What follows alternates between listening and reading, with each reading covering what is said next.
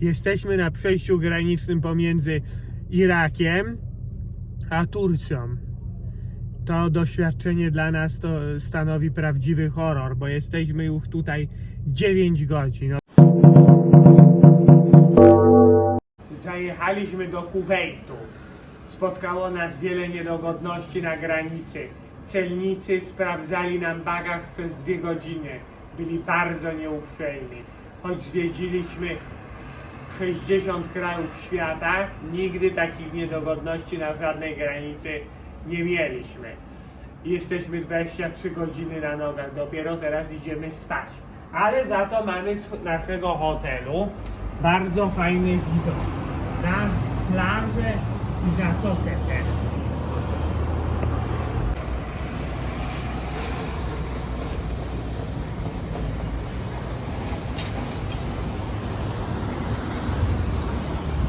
Jesteśmy już w Kuwejcie.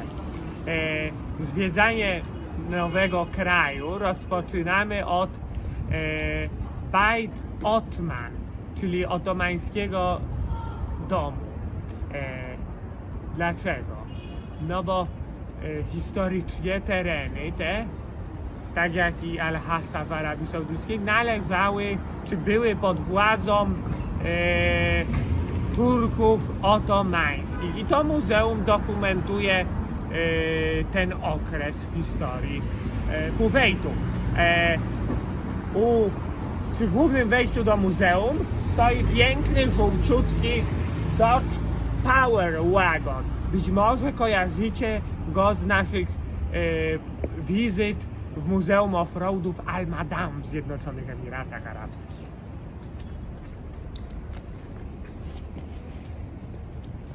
No niestety nie zwiedzimy domu otomańskiego, dlatego że okazało się, że jest zamknięte. O, tu jest napisane, że jest do pół do 10 wieczór czynny, w internecie, że do 11 wieczór, a facet nam powiedział, że do 8, no nieładnie.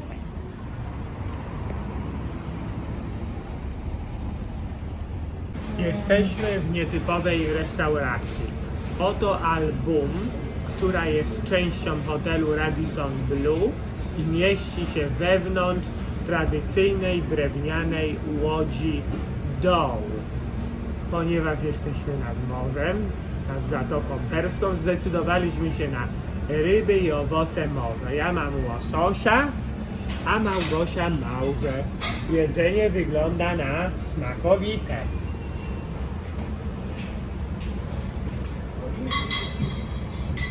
Zwiedzanie zaczynamy od Muzeum Męczenników Al-Qurain. Al-Qurain to dzielnica Kuwejtu, która została dotknięta w trakcie wojny.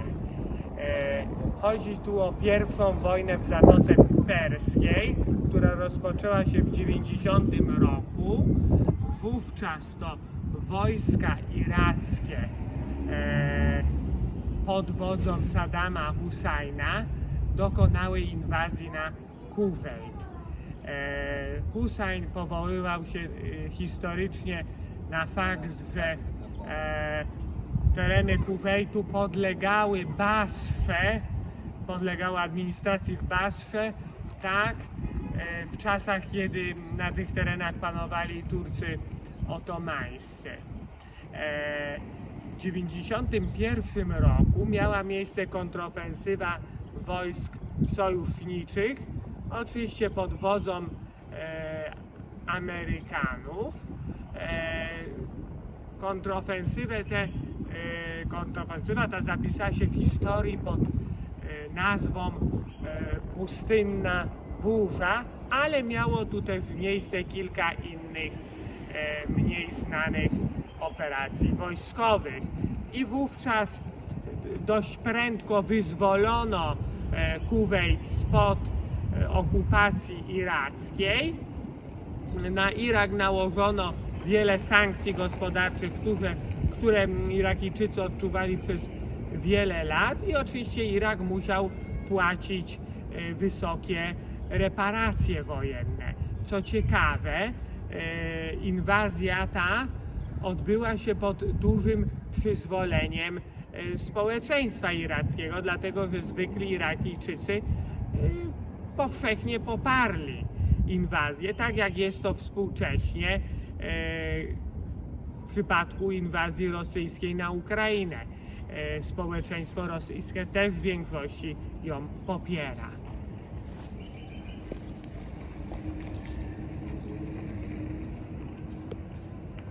Wnętrze to wygląda dokładnie tak, jak bezpośrednio po wojnie.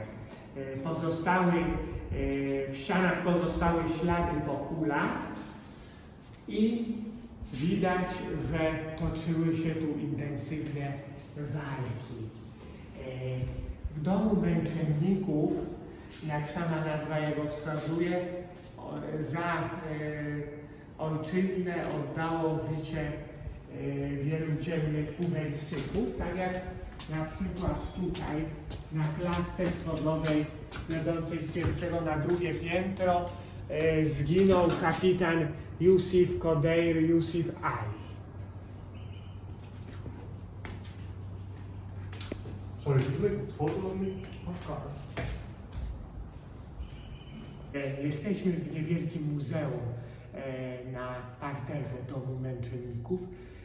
No i oczywiście jest tu pokazana broń, jaką stosowano, jaką używano wtedy, w 90 i 91 roku. O, to prawdopodobnie bazuka, a tam dalej karabiny maszynowe.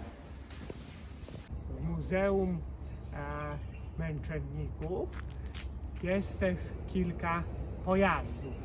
Oto rosyjski czołg T-55, który był wykorzystywany przez wojska irackie w trakcie inwazji na Kuwejt.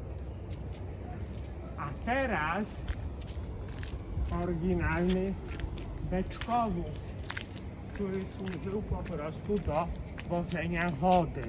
No, na terenach pustynnych woda jest deficytowa.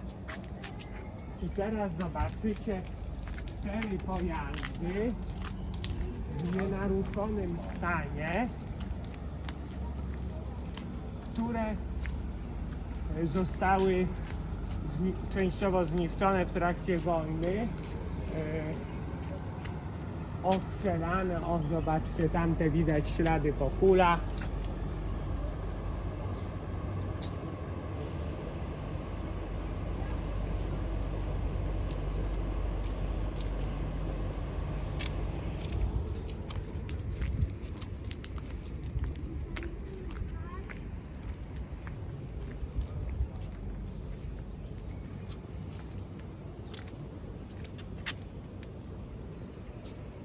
Ciekawostka, ten beczkowóz, który przed chwilą widzieliście, służył do przewozu ochotników grupy oporu. No, także wygląda na to, że przewozono ich w tej beczce na wodę, ukrytych, tak by mogli później walczyć za swój kraj, za Kuwejt. Wybraliśmy się na spacer do parku Shahid. Tutaj można porobić ładne zdjęcia, gdyż zieleń palm komponuje się z błękitem nieba i smukłymi sylwetkami wieżowców Kuwait City.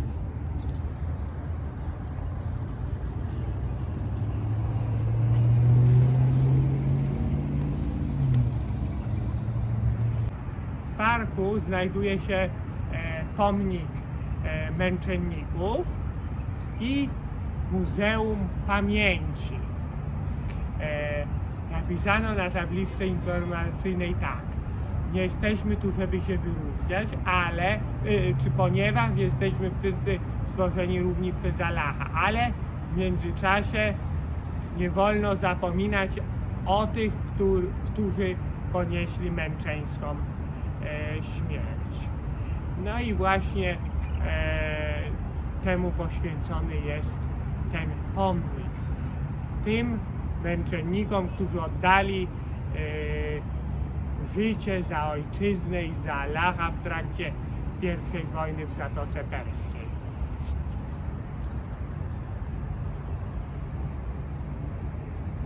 Teraz będziemy zwiedzać wieże kuwejskie.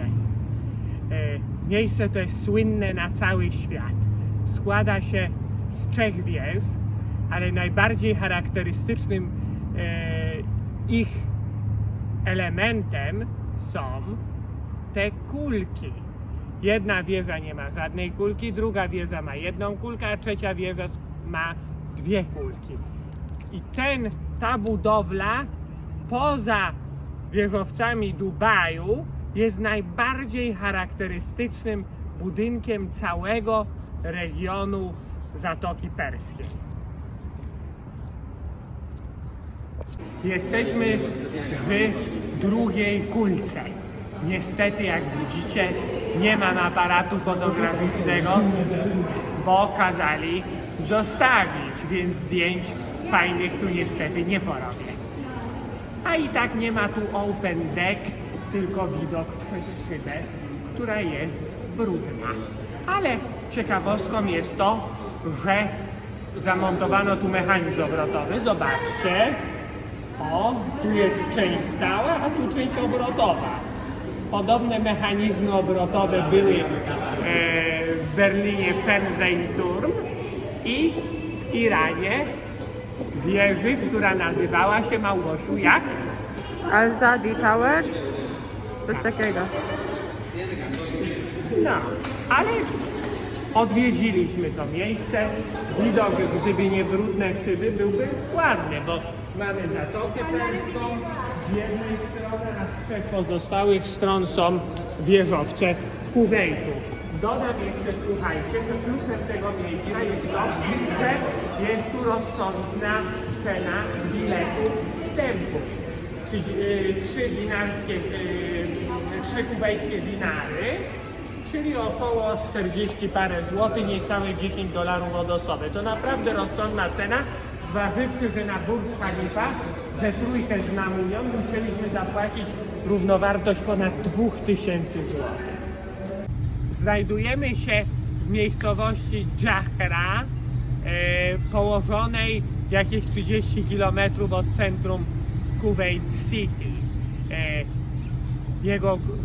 Jej główną atrakcją jest cudowny czerwony fort, który zaraz zwiedzimy.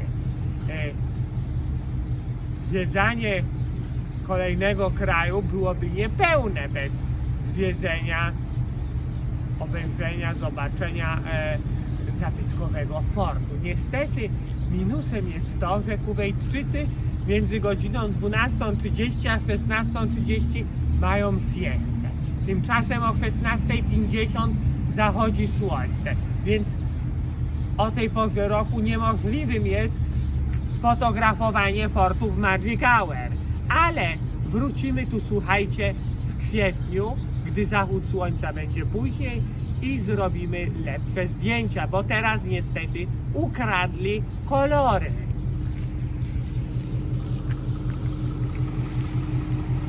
We wnętrzu czerwonego fortu w Dżahra pokazano, czy urządzono ekspozycję, która pokazuje, jak dawniej żyli mieszkańcy tych ziem.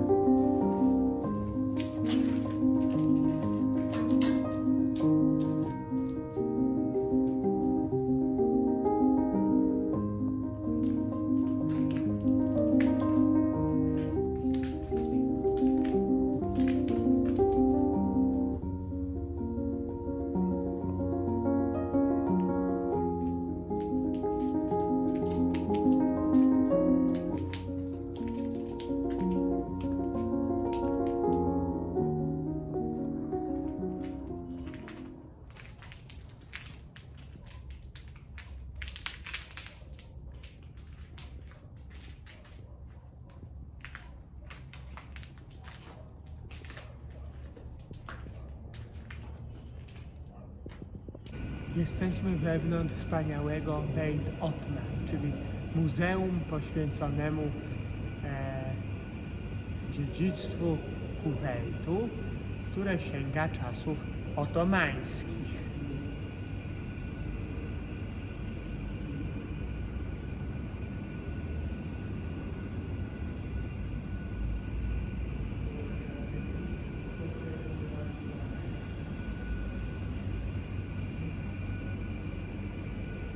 Słuchajcie, Kuwejtczycy są bardzo niegościnni. Nie tak jak Saudyjczycy. Za 5:09 pozamykali wszystko, wygasili światła i nas stąd przepędzili. Cudowne Muzeum Dziedzictwa, a nie zdążyliśmy zwiedzić do końca. Musimy tu wrócić w przyszłym roku, w kwietniu. Natomiast oni są bardzo niegościnni. Przeszliśmy właśnie odprawę na granicy kuwejskiej. Proszę bardzo. Jak zwykle masa problemów z formalnościami. Nie wiedzieli, jak podbić carnet de passage, ale w końcu po prawie godzinie podbili i zmierzamy w stronę Iraku.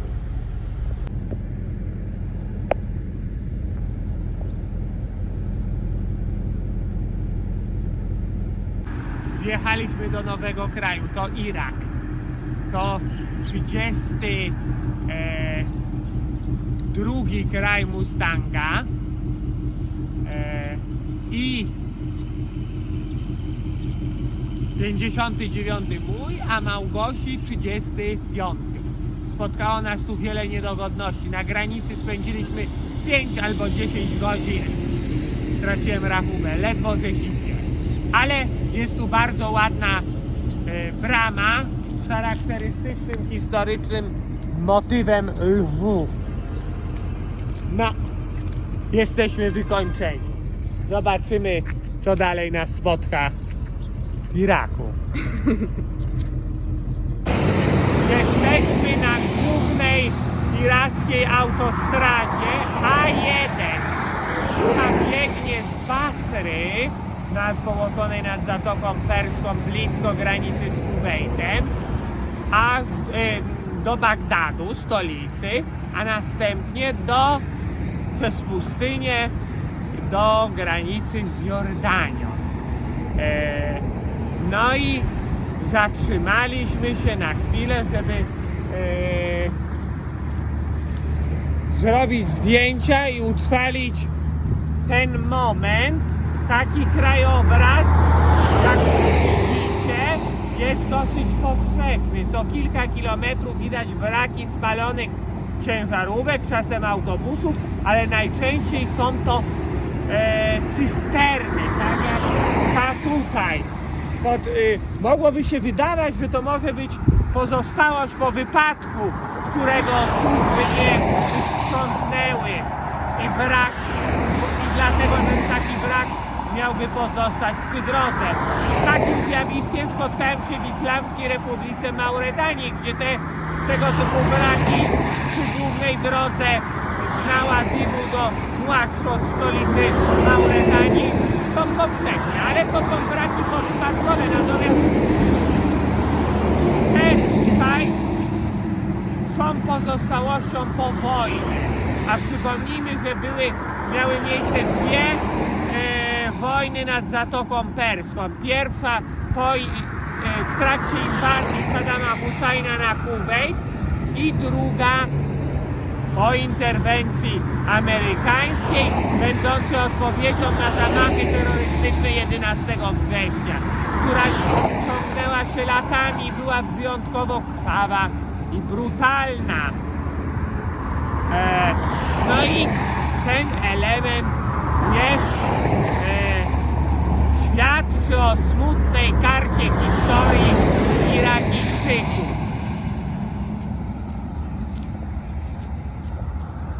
Tak się składa, że autostrady odegrały kluczową rolę w trakcie wojen w Zatoce Perskiej ze względu na ich strategiczne położenie, no i to, że największym bogactwem regionu zarówno Iraku, jak i Kuwejtu jest ropa naftowa, a ciężarówkami, cysternami się ją po prostu transportuje z z pól naftowych czy rafinerii dalej do miejsc przeładunku i tak dalej, i tak dalej. No i dlatego przy autostradzie A1 co kilka kilometrów można spotkać takie wieże strażnicze. Zobaczcie, widać tu ślady po kulach.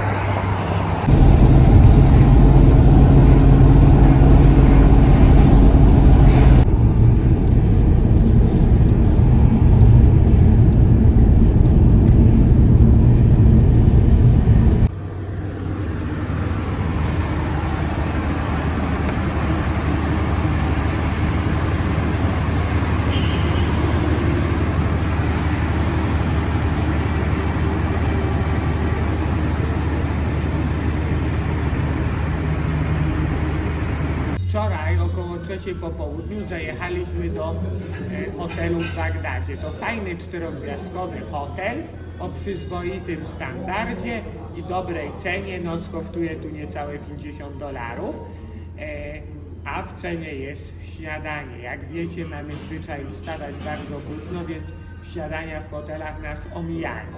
Ale ponieważ odsypialiśmy dzień poprzedni, położyliśmy się spać o 4 po południu i spaliśmy do 2 w nocy.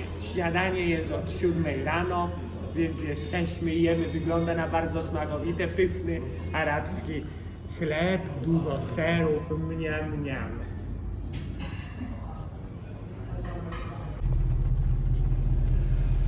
Jesteśmy w Bagdadzie i na uwagę zwracają tutaj wozy opancerzone, które są powszechnym widokiem na bagdadzkich ulicach. I chodzi o to, że Irakijczycy bardzo dbają o swoje bezpieczeństwo, dlatego że w przeszłości różnie tu bywało. No więc jest tu dużo tego typu pojazdów i uzbrojonych żołnierzy. Nagram Kurdystan.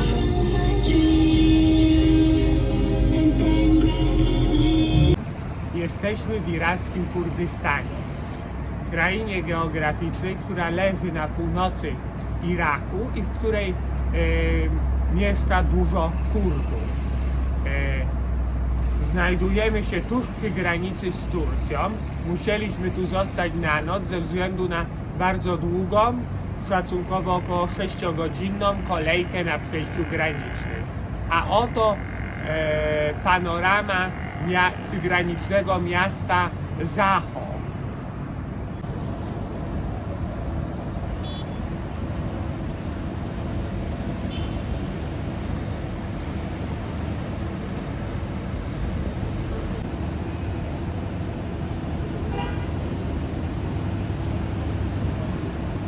Jesteśmy na przejściu granicznym pomiędzy Irakiem a Turcją.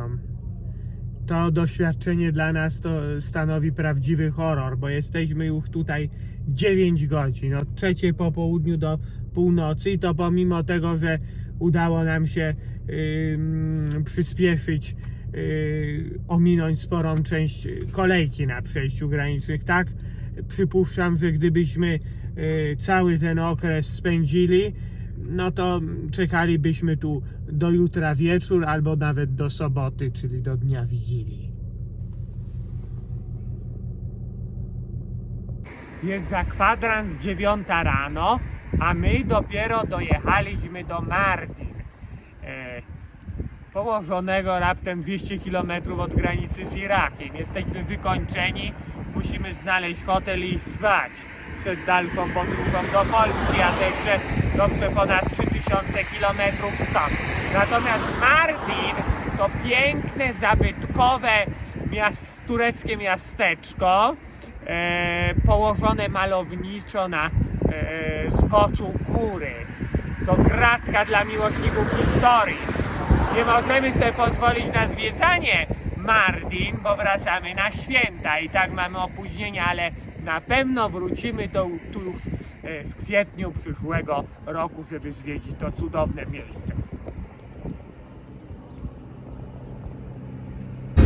Słuchajcie, nadeszła